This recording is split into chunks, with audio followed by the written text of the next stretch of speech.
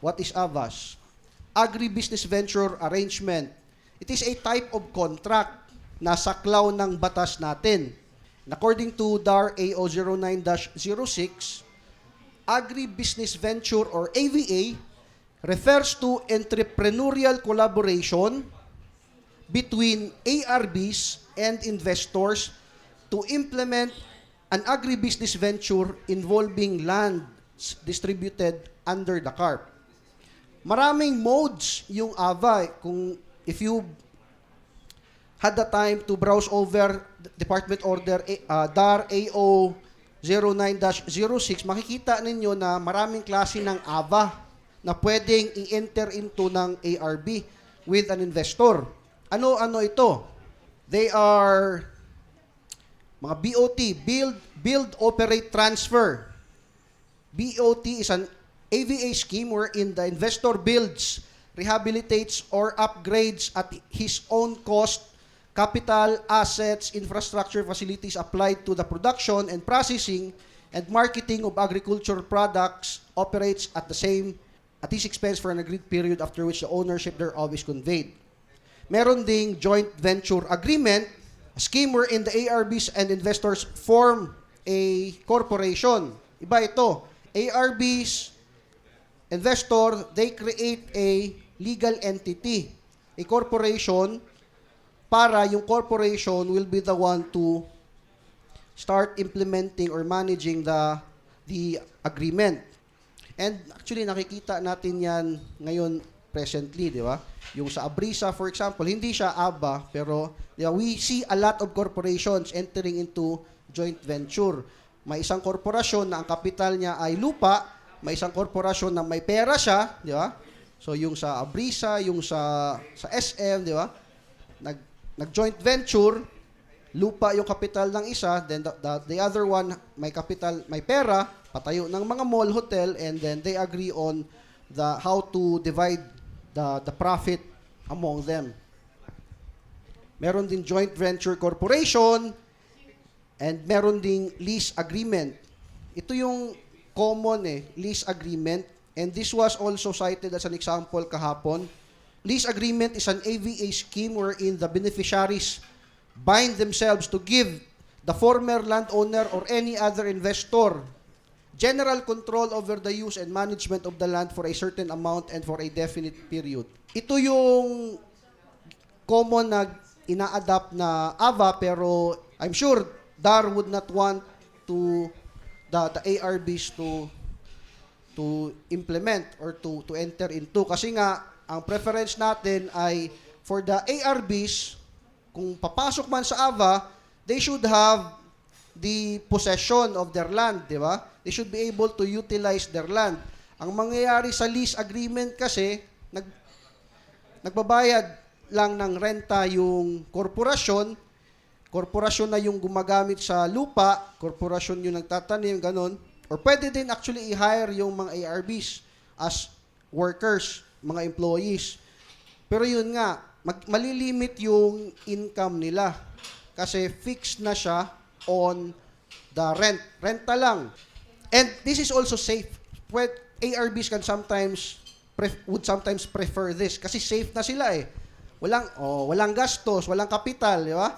Parang ang term sa Bisaya, dawat limpyo na lang sila, di ba? Yun. Pero the problem here, kasi most of the lease agreements are nakatali over several number of years. And sometimes, kung hindi sila properly represented, yung mga ARBs, or hindi nila fully na-comprehend yung consequence, sometimes, masyadong maliit yung rental fee for the land. And dahil nga nakatali for several years, pwedeng mangyari na may mga increase pero very minimal yung increase throughout the duration of the agreement. And bottom line, posible na malugi yung mga ARBs. Management contract. It is an AVA scheme wherein the ARBs hire the services of a contractor who may be an individual, partnership, or corporation to assist in the management and operation of the farm for the purpose of producing high-value crops or other agricultural crops in exchange for a fixed wage and or commission. Marketing agreement. AVA scheme wherein the investor explores possible market buyers for the ARBs produce para ma-market and for the produce to be sold not just locally but also abroad. Number 7, ito yung common na pinapasok na agreement. Production, contract growing, growership agreement. AVA scheme wherein the ARBs commit to produce certain crops which the investor buys at pre-arranged terms. This may come in the form of production and processing agreements. So eventually, after the training or the seminar, ito yung baka yung bulk ng mga contracts na itatanong sa inyo, ipapa-review sa inyo ay ito, production growership agreement. Ang mangyayari dito ay yung mga ARBs yung nagtatanim, di ba? Sila yung nagpo-produce and then they sold that to the buyer at a predetermined rate based on the contract. Service contract is an AVA scheme wherein the ARBs engage the workers that engage the services of a contractor for mechanized land preparation, cultivation, harvesting, processing, post-harvest operation, and other form of activities for a fee.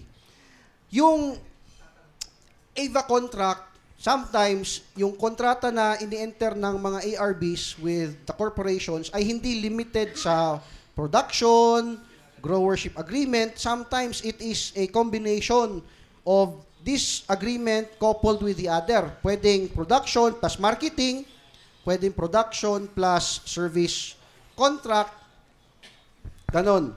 So, we should be able to familiarize kung ano yung kaibahan ng mga kontrata na ito. And we can easily refer naman sa provision ng department ng DAR AO 09-06. Balikan ko lang kung ano yung objectives ng DAR AO 09-06.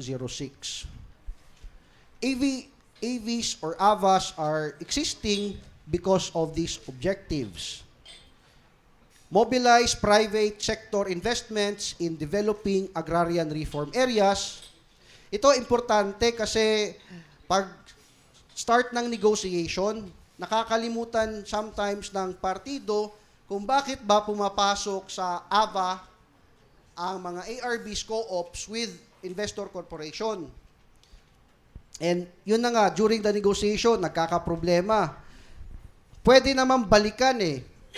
Pag naligaw na during the negotiation, balikan natin kung ano yung nakalagay sa batas, nakalagay sa department order. Bakit in the first place, pinayagan na ang mga ARBs ay pumasok sa ganitong klaseng kontrata. Provide adequate support services and facilities to ARBs. Optimize the operating size of distributed lands for agricultural production.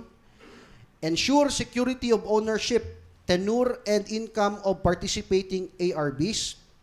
Enhance and sustain the productivity and profitability of commercial farms. Ito, hasten the transformation of ARBs into farmer entrepreneurs. So, one of the objectives is for the ARBs to become entrepreneurs, di ba? For them to be independent and to learn how to stand on their own 2 feet, to earn as entrepreneurs. Contribute to the realization of a globally competitive local agriculture sector and the attainment of food security. So, basahin natin lahat. Ang ibig sabihin ng batas ng AO ay, ang AVAs are intended for, actually not just for the benefit of the ARBs, but for the benefit also of the other party, di ba? Oh. Kasi when pumasok sa isang kontrata, may mga gains naman na nakukuha. Pero yun na nga, ideally, for all the parties who enter into the contract to gain something from it. The ARBs para kumita, pero sometimes, hindi natutupad ang mga objectives na ito, lalong-lalo na pag hindi maganda yung negosasyon na nangyari. And kung hindi na ipasok yung mga provisions na importante sa kontrata. This is by Sumifru and some ARBs. Ito yung i-expect natin na makikita sa contract. The name itself is not controlling.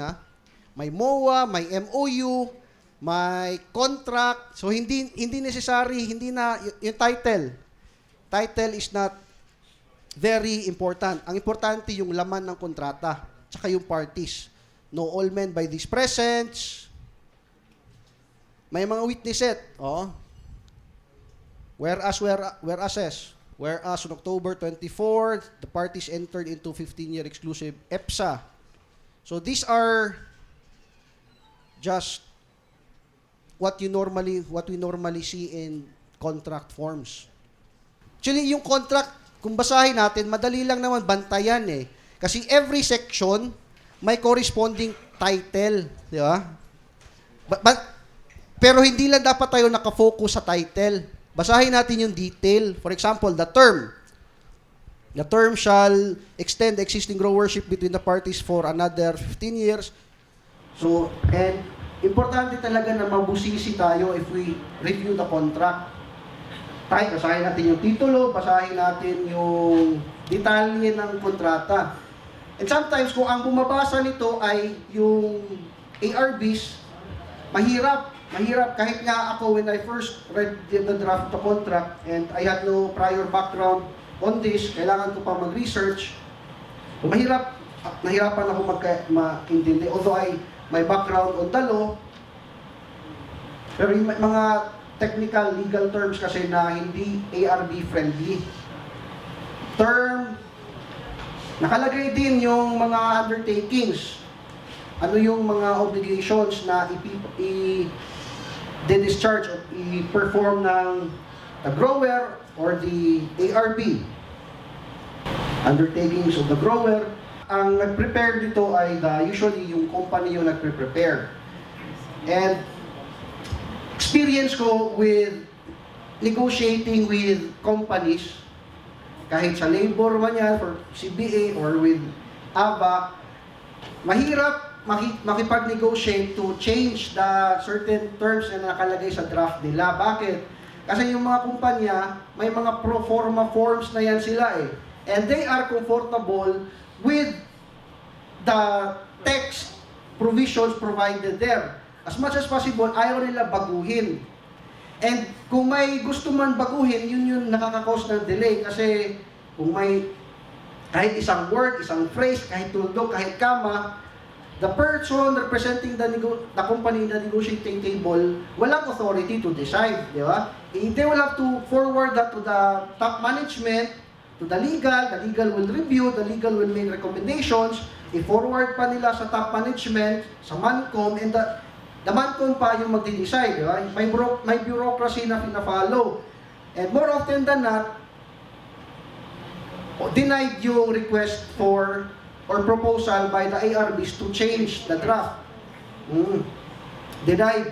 And after ma-deny, ilang weeks, if not months pa yung nakalagay. Kasi yung mga MANCOM, may mga, hindi naman everyday nag-meet siguro yan, di ba?